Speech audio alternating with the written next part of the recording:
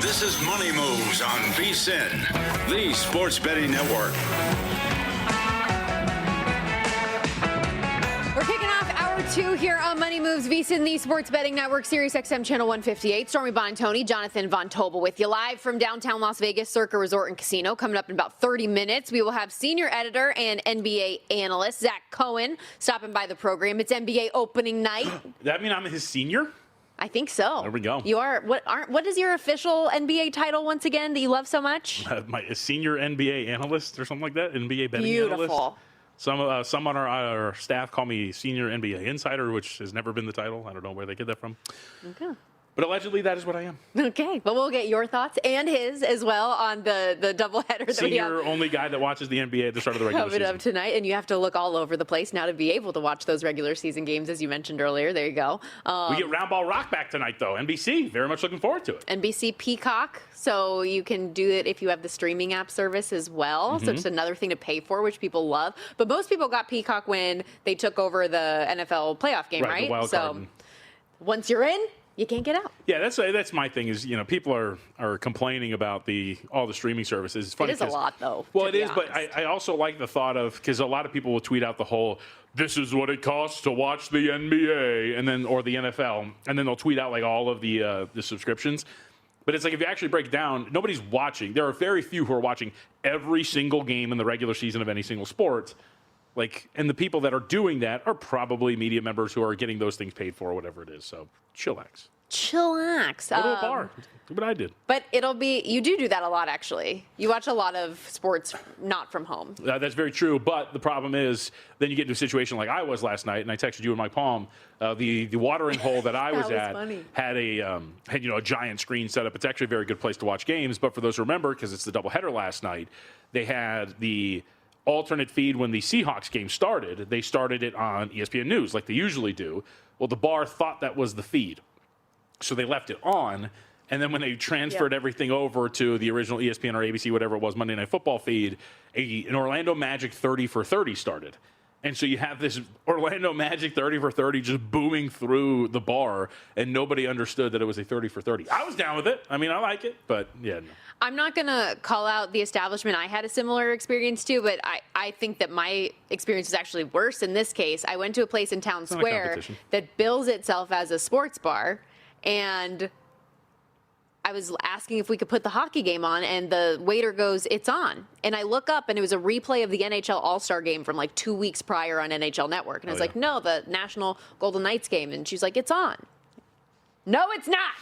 So anyways, neither here nor there. That's a conversation for another day. We do have lots of NFL stuff I want to get into here, including, so we talked a lot yesterday about the Jets start, how ugly it has been. You and I on Live Bet Sunday earlier this weekend, during the game, we were like, we've got to get to a point where Justin Fields gets pulled, right? And ultimately he did. It was an ugly finish regardless. I mean, Tyrod Taylor, though, more than doubled up the yards that we saw there. The Jets are 0-7 now, and owner Woody Johnson was asked about his faith in his head coach given the start, but he actually turned the answer toward the quarterback room. Take a listen. What's your confidence level in Aaron to turn it around? Well, it looks like he's turning around parts of it. It's hard when you have a quarterback with, with a rating that we got. He has the ability, but something just is not jiving. But if you look at any head coach with a quarterback like that, you're going to see similar results if you go across the league. You have to play consistently with, at that position, and that's what we're going to try to do for the remainder of the season. So what gives you hope then? You said you had a problem. I just think defense, special teams are doing better. The defense is pretty good. And if we can just complete a pass, it would look good. You got to complete some passes. You got to convince them that you can do something. Otherwise, it's hard to have a game that you could win. Ouch. Johnson did go on to say he'll stay out of the coaching staff's quarterback decision and expressed confidence that Glenn will make the right decision with what they've got. That wasn't as bad as the quote taken out of its entirety made it seem to be. He's not wrong. it's hard to win games when your quarterback play is not good. And he even throws in there with the caveat of, and we know he has the ability, which is, I think he's talking about Justin Fields. So it's not that bad, and I think he's right. I mean, now the question just becomes, so to use that term that we use every once in a while, do you reach out and try to catch the falling knife here with the Jets? They're catching 6.5 against Cincinnati. These are two things kind of meeting in the middle at this point. This is the market, I think, kind of freaking out and upgrading the Cincinnati Bengals because Joe Burrow has looked good for 2 games. And it's the market downgrading the Jets to the extent where, I mean, you're talking about these two teams were, I think if I remember, I'll pull them up. We did our market power ratings this week. You're talking about 2 teams where the gap between them was like a point or so. Now it's like a 5-point difference on a neutral between these two. I mean, I'm not a believer in the Bengals in general, but Flacco, as you reference, it looked good the other day. And I imagine when you keep targeting one of the best players in the National Football League at the wide receiver position, that's going to help the numbers here. But 6.5 favorite against anybody when you're the Cincinnati Bengals, just it looks wrong. Yeah, so I'm looking at it right now. The Bengals were 1 point ahead of the Titans last week in our market power ratings. They were catching 5.5 at home against the Steelers. Market not even a week ago said that this team is 7 points worse than a team like the Steelers on a neutral. And now here they are laying 6.5 at home against the Jets. I asked this to Keith yesterday, and I'll ask you today. Like the Jets more or less if Tyrod Taylor is starting? I mean, I think you just got to like it more in the sense of, like, that's going to be an upgrade at the quarterback position. It's not going to be that bad. You're going to get a baseline of production that you haven't gotten over the last couple of weeks. Yeah. So I think you have to like it, don't you? Yeah. You have to consider that an upgrade. I think so. So think about that. I mean, this is them. I mean, one would assume that the market believes this to be an upgrade. Maybe not that much, but it's got to be some sort of an upgrade. What if this was Justin Fields starting? What's the number? They catch 7.5? Yeah. Total, by the way, 44.5 there. Did want to give another quarterback update real quickly. Not a great start to the week for Ravens fans or futures backers. Lamar Jackson, DNP again yesterday with the right hamstring despite coming out of the bye. And last week when we heard John Harbaugh on the podium, he was optimistic that we were going to see Lamar Jackson coming up this week against the Chicago Bears. He declined to speak to it when asked whether or not he expected the 2-time MVP to even practice this week. Quote, "I think all the guys are working really hard to get back. I can tell you that. We'll see who's back and who will practice Wednesday. I don't want to comment on any individual guys." Mm-hmm. And when there was a follow-up again just about, well, what about Lamar Jackson? Is Lamar Jackson playing or not? For the game, he said, like, same answer. No. I mean, this is big for many reasons, obviously. But this is what we talked about with the potential buy low with the Baltimore Ravens to win this AFC North. And as I said, it was like, you need to wait to see if Lamar is going to be healthy because that's going to be the key for you here. So I would say market thinks he's going to play, and you're looking at 6.5. So that is the thought, but never really good that you have this much time off and you're a DNP still at the start of the week heading back from this injury. Some numbers for you. Since 2018, Baltimore is 74-32, so just shy of a 70% win percentage when Lamar Jackson starts at quarterback, averaging 28.1 points per game. Without him, the Ravens are 4-12, averaging 15 points per game. So it is a very different offense. I mean, not that that needs to be stated, but a very different offense when Lamar Jackson is available or not. I always just wonder when these teams do this, where you go into a season with a backup quarterback that is a completely different type of quarterback than the one you use to run your primary offense. Like, I'm sorry, I'm going to go on a limb. I don't think we're ripping off read options with Cooper Rush, despite the last name. Like, I don't think this is happening. We talked about the Jets' ugly loss to the Panthers this past weekend. It was also an ugly loss for the Dolphins on Sunday to the Cleveland Browns that resulted in Tua Tagovailoa also getting benched for Quinn Ewers. Post-game, you listen to Mike McDaniel. He said everything was on the table. Yesterday, when asked if Tua was his starting quarterback, responded on the podium as only he can. Listen to this. Yeah, he's going to take the snaps this week, and he's going to be our starter this week. And my expectation is that we don't throw 10 picks. In case you didn't know, Tua is tied with Geno Smith for the league lead in interceptions at that number of 10. Had 3 of them this past week, 4 total turnovers. Like, why are we calling out our quarterback? Yeah, he's not a good leader. This team's falling apart at the seams. Is this like retaliation from Tua on the podium last week calling out leadership? What is this? I just think some folks are built to be able to lead. Like, it takes a different type. And I'm not just talking about like the fire and brimstone screaming football guy. It takes a certain type of personality to be the person that is the figurehead, that is giving orders that is commanding some sort of respect enough from people around them that they will listen and buy into the message. He doesn't have that. I think you see it all over the place with this team. Well, and I know Mike McDaniel has like a unique personality with the way he speaks. And when you're winning, it's unique and it's endearing. When you're losing and things are going astray this way, it's uncomfortable. Mm-hmm. And it, for a franchise that we know from the outside looking in, clearly has a lot of dysfunction for the way that they're publicizing a lot of the things that are going on. This is just a bad look. Like, that's how you're setting the tone for this week? Yep. I'm telling you, man, like we talked about this at the beginning of the year. I mean, look, they covered a couple of games leading into the game against the Browns, but they look lost again. This team just doesn't really seem to have that much fight, and they were already like a bad team to begin with.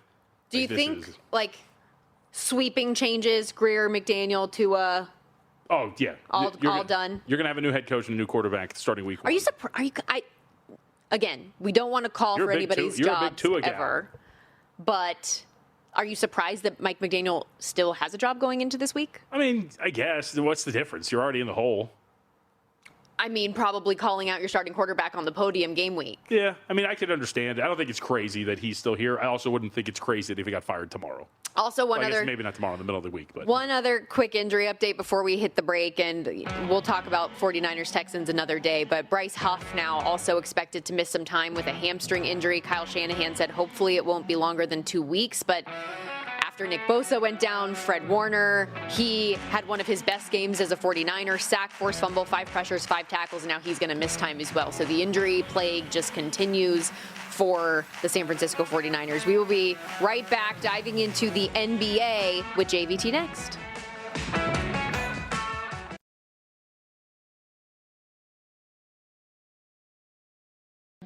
You're watching Money Moves here on VSiN, the Sports Betting Network.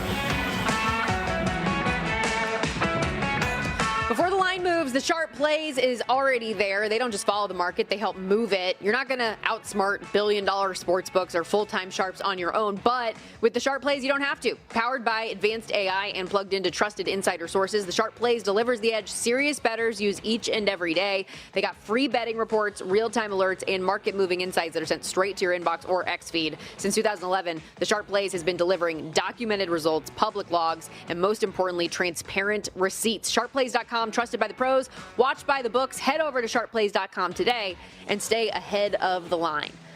He's JVT. I'm Stormy Buonantony. This is Money Moves, and tonight is the night. It's NBA opening night. We've got a fun doubleheader on deck. We'll talk plenty of NBA for the next half hour, really, because next segment we will have the one and only Zach Cohen join the program, give us his thoughts on some of the futures bets he's played the 2 games tonight. And you've got a full futures portfolio as well. I know a couple weeks ago when the NBA betting guide first came out, we dove into a handful of these. But for people that are trying to find some last-minute action before the season starts, where would you want to look first? Well, I'll look at the order in which I am told to look because our wonderful producer, Justin. Oh, we have another reveal graphic? Yeah, we have another graphic that we have to follow in order, so I will do it in that order.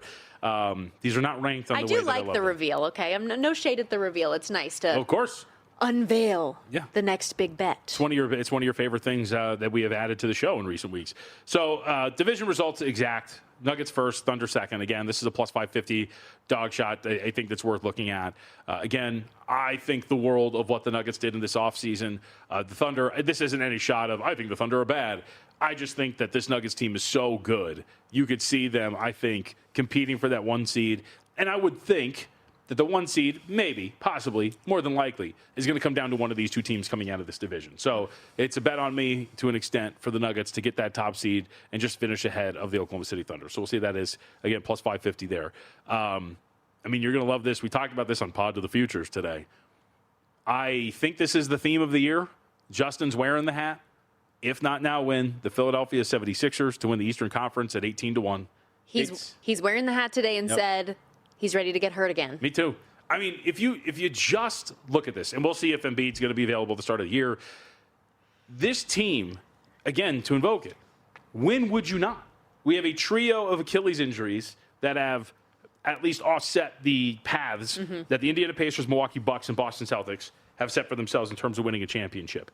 You have, I think, a vacuum of power at the top. I think there's a reality in which the Knicks and these offseason additions that they have made aren't everything we expect them to be. And by the way, it was a big loss for them when Malcolm Brogdon the other day retired. So I don't know if the Knicks are going to be as good as we expect them to be. Cavs are a good team, a good regular season team, also dealing with injuries to start the year as well. On paper, the 76ers have a good blend of old and young talent. VJ Edgecombe, I think, is going to be very good for them. We know how good the rest of these guys can be, from McCain to Tyrese Maxey. We know what Embiid is at his peak.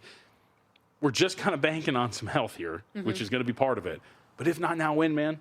18-1 to win the Western Conference, in which there is no true, I think, behemoth at the top. I think I just spent too much time around Michael Lombardi on Lombardi Line with him being the Philadelphia 76ers hater he is. And every time I would try to convince, and he's a fan, I say that like he is a fan of the franchise, goes to a lot of their games.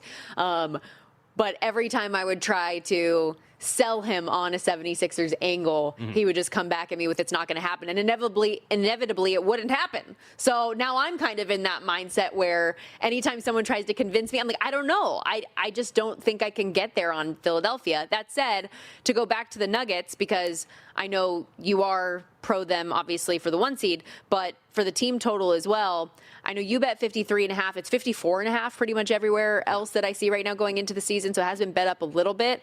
Still feel good about that specific number for Denver? Yeah, I think you can still play 54.5. There are some variants on these win totals. There's so many games. Yeah. So I think you can still get over that.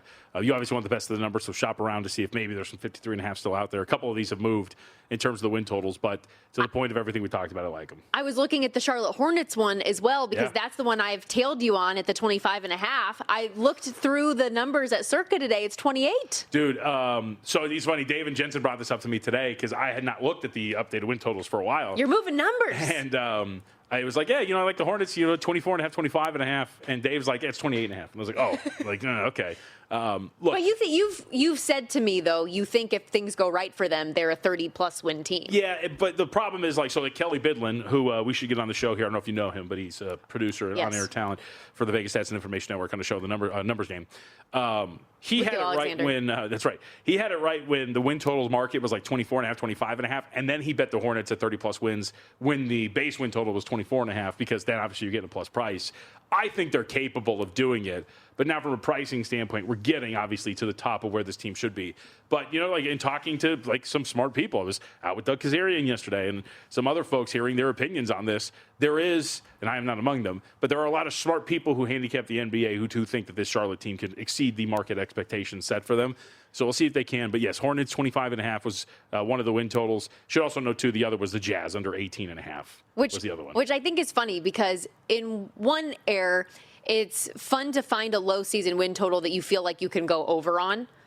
It's not every day that you see the lowest win total on the board and want to take the under. How bad do you think this Utah Jazz team is going to be? So we talked about this again today on Pod of the Futures with Mitch Moss and Zach Cohen. Has that come out yet, or will it come out? It'll come out, I don't know, Wyatt. Let's go. Chop, chop. You don't have anything else to do. You should be a subscriber. Hit the little button. Right. 5-star, rate, review, all the things. I'm just kidding. Wyatt does a great job. And I asked him today. He looked like he had bags under his eyes. I was like, I need you to do 3 more things. Fantastic job, except when talking about kickers from Michigan that are in the NFL now. Very bothersome. But we talked about this today on a Pod to the Futures, which was, it's not that I necessarily think they're going to be bad. I think by the time we get to the end of the year, we're going to be looking at a team that is largely playing a bunch of kids in basketball terms and allowing them to work through a lot of their issues in that regard. And I think that's what's going to happen. I don't think Larry Markkinen is going to be on this team by the time we get to the end of by the time we get past the trade deadline. So there's that. Some of these other veterans might be gone.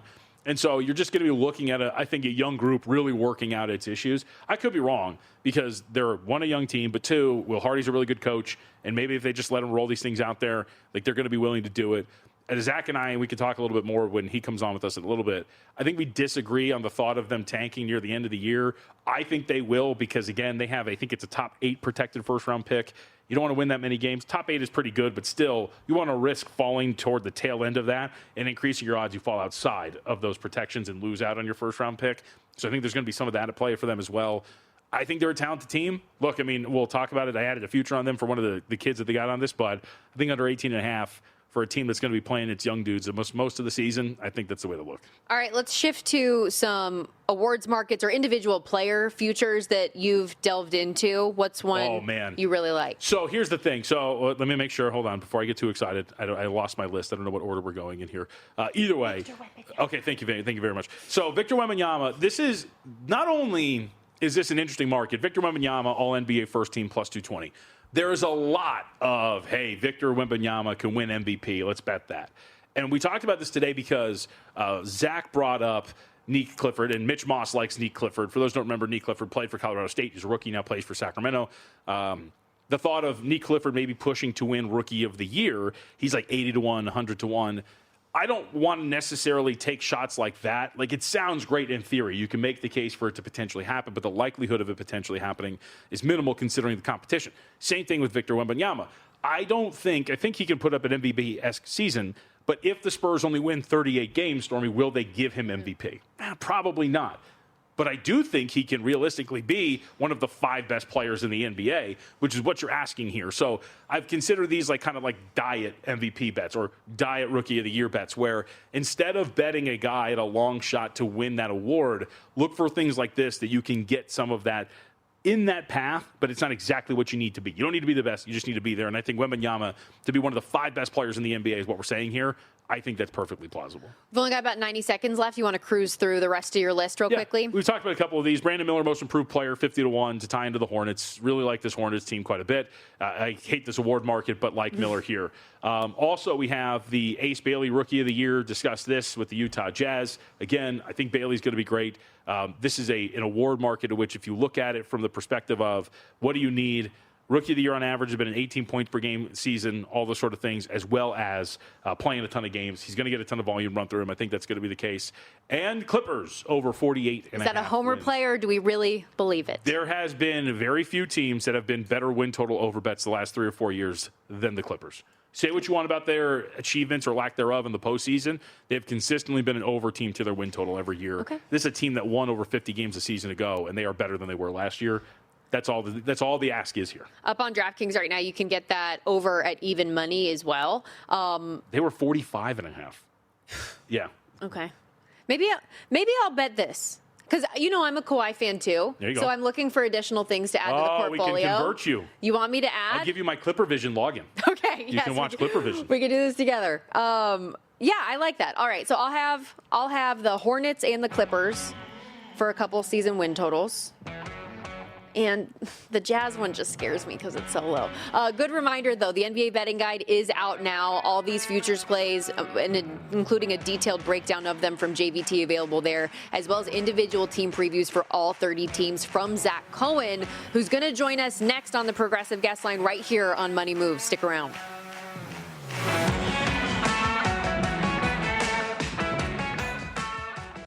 You're watching Money Moves here on VSiN, the Sports Betting Network. All right, it's opening night in the NBA as we welcome you back here to Money Moves. Stormy Buonantony, Jonathan Von Tobel with you. Excited to have our good friend Zach Cohen join the program on the Progressive Guest Line. VSiN Senior Editor, NBA betting analyst. And Zach, in the commercial we were just talking about, I know you very recently welcomed your first baby, but the NBA betting guide and all of the team previews, your other child, fair to say? How much time you put into it? My goodness, this thing was extensive. Yeah, I spent way more time with the guide than I did with the baby, which is not a good thing. So that was a good start to parenthood. But it was fun doing the guide. I hope that people read it. And it's still, going to be useful for the next couple of weeks. So hopefully you still dive into it. Yep. All right, let's start with tonight before we get to some future stuff for you.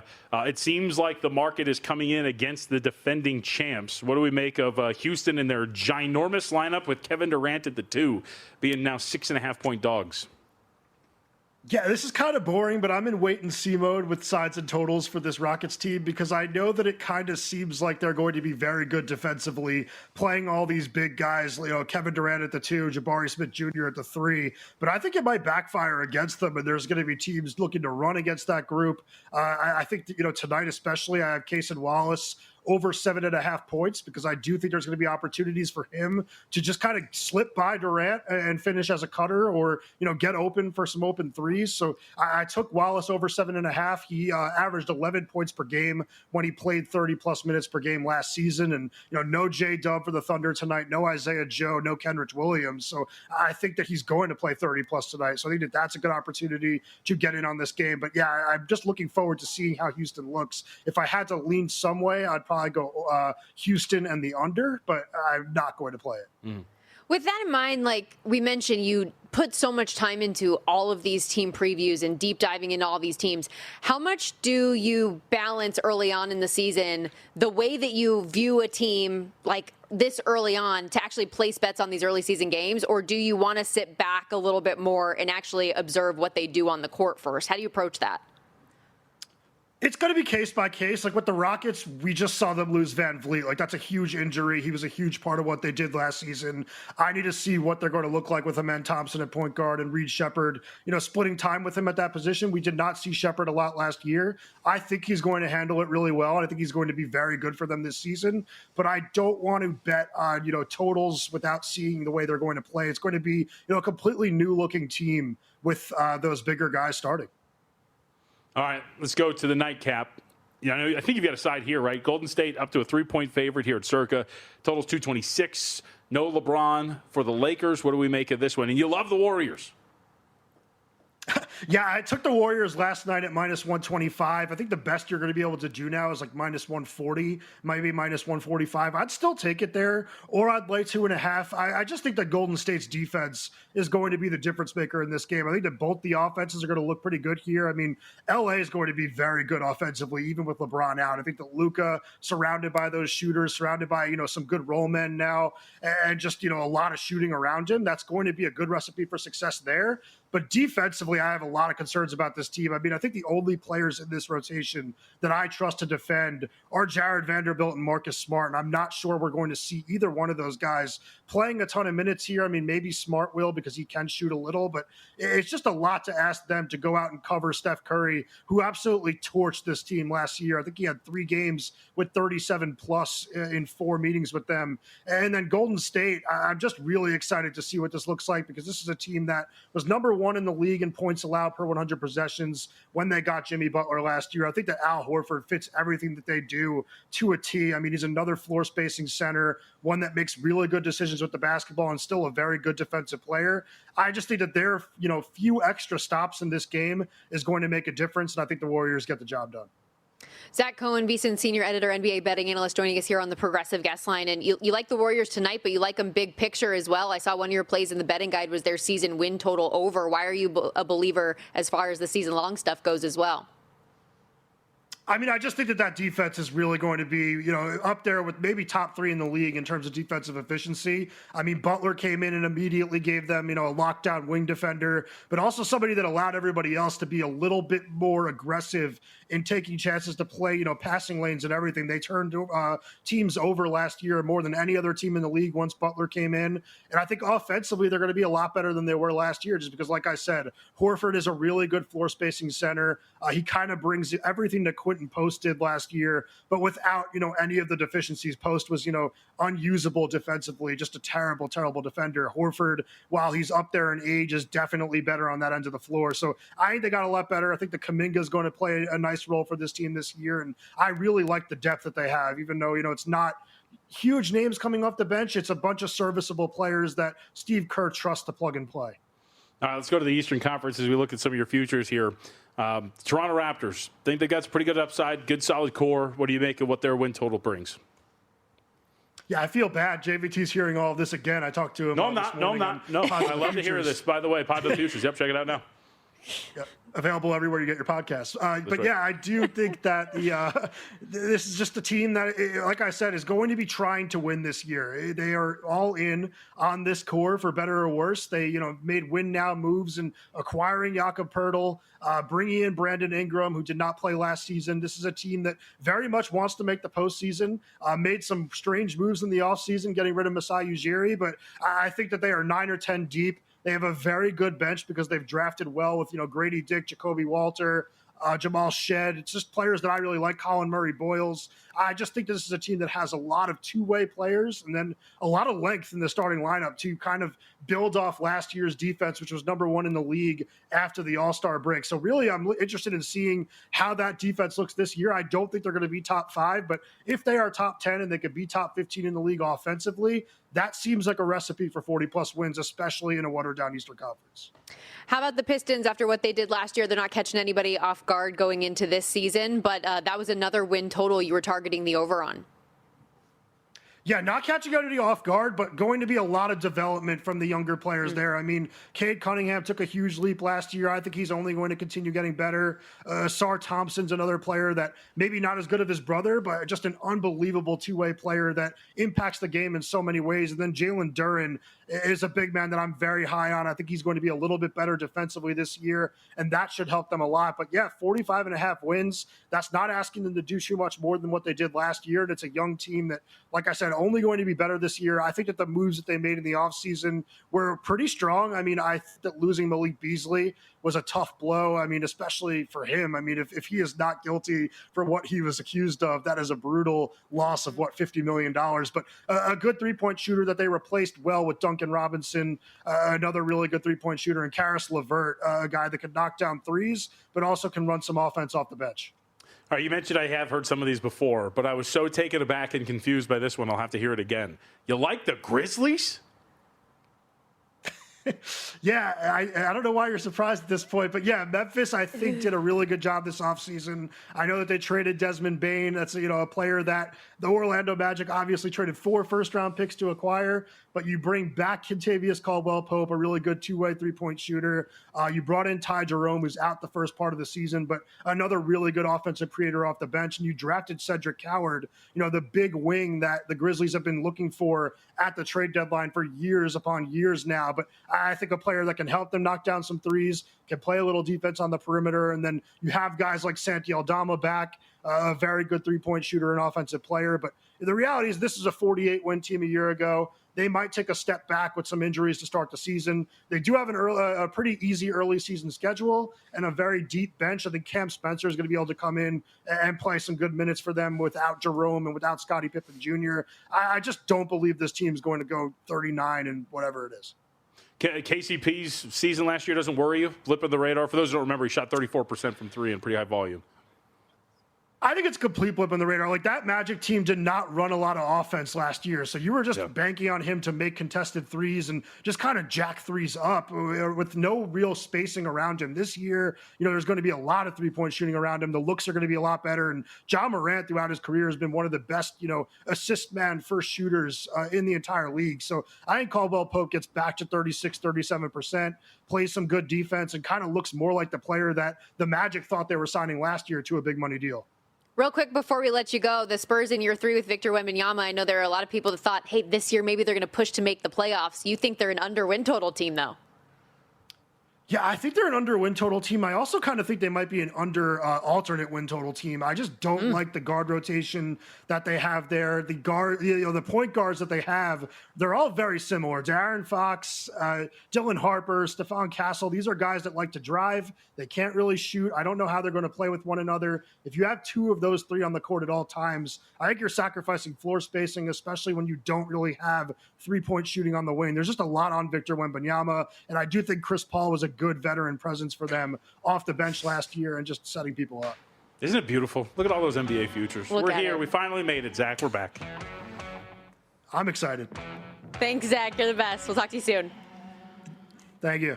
Zach Cohen, everybody. Make sure you follow him on X as well, @betting on X. And we've talked a lot throughout the NFL season about the Opta AI prop tool that's available on VSiN.com starting today for a limited time. To tip off the NBA season, we're offering free preview of our NBA player prop projections as well. VSiN.com/props. Go check it out.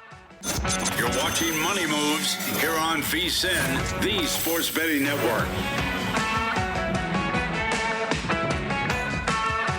We're back. Money Moves, VSiN, the Sports Betting Network, Sirius XM, Channel 158, iHeartRadio, YouTube TV, VSiN Watch app, wherever you're watching or listening. Thanks for hanging out with us. Also available, by the way, Money Moves podcast, wherever you get your podcasts. All right, you said you had something on your mind. What is it? I'm trying to think of a way to phrase this. What is the most, what do you think in terms of athleticism on a professional level?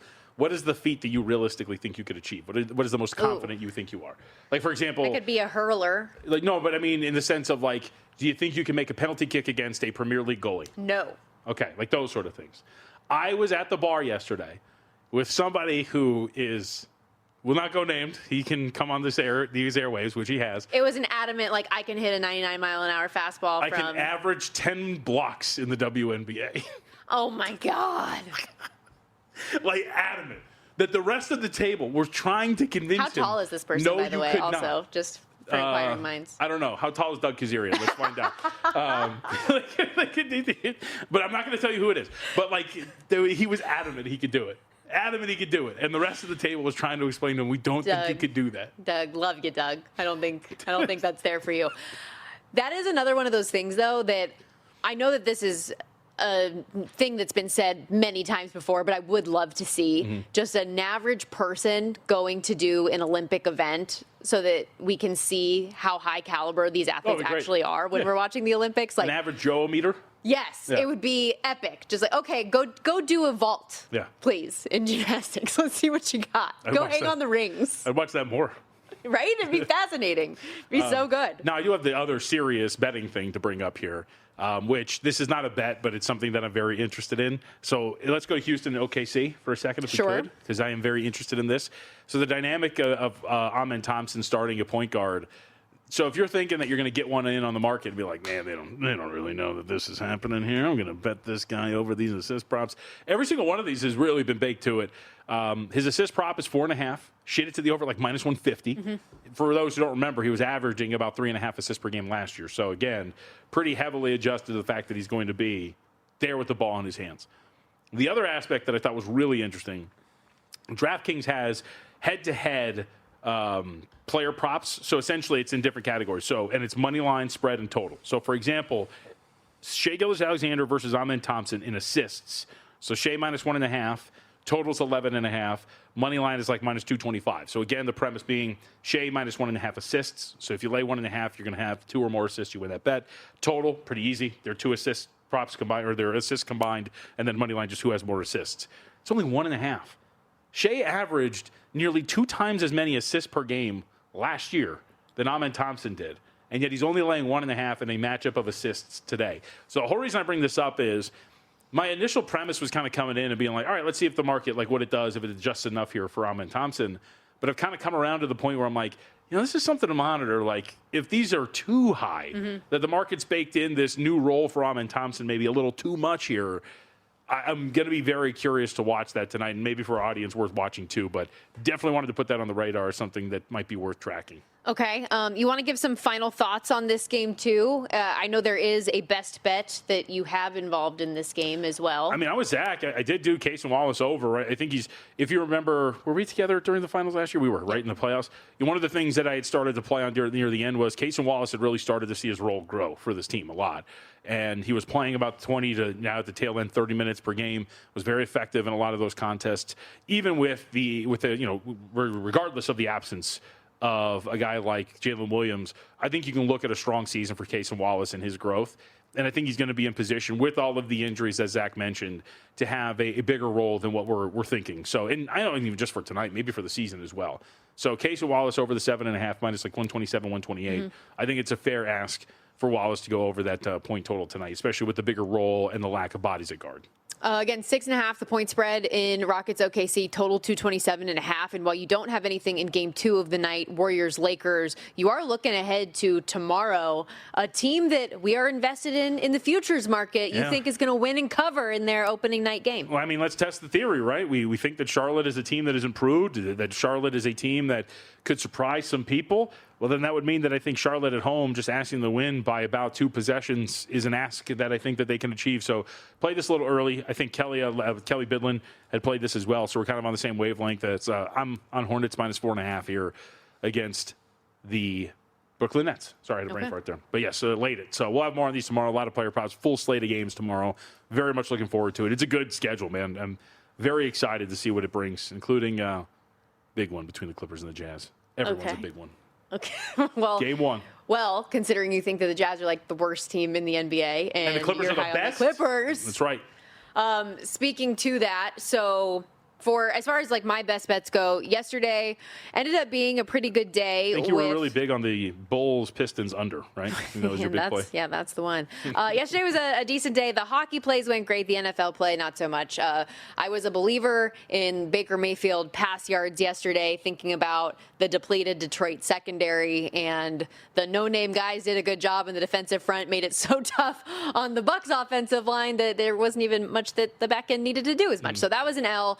But the Carolina VGK first period over came through, as did our mini Eichel ladder. So I told you earlier, my day yesterday got derailed a little bit. You still haven't told me what the scam was.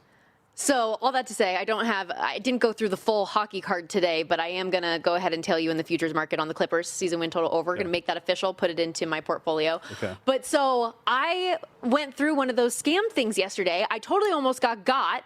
And I'm so embarrassed and uncomfortable about the whole thing. As you know, I am not a rule breaker. I'm not somebody that gets in trouble, does bad stuff.